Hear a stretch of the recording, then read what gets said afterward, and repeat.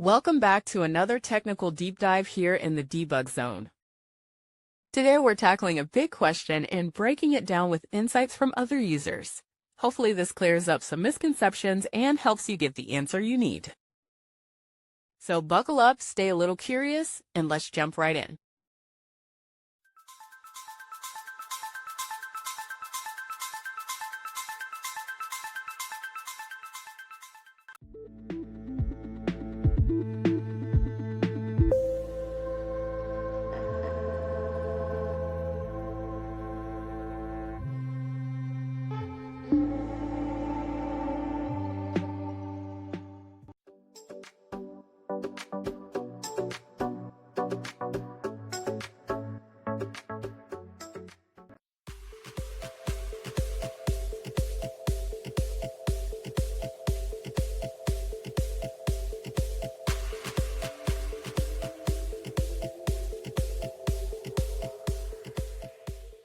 And that's a wrap.